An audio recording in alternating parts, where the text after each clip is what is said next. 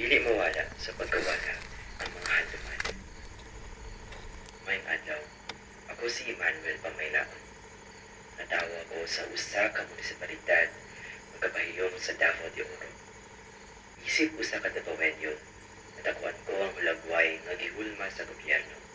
Apan, sa akong pagdako, lakit anako ang laing kamatuoran. Ang yuta nga gabaha og dugo ug kahadlok ug ang mga tingog nga misupak, gipahilom, gilimod, gipangwala.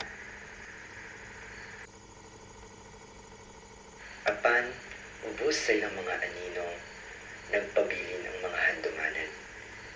Ang mga sugilanon nga dili gyud mababas. Mao kini ang rason nganong gabuhat kog salida.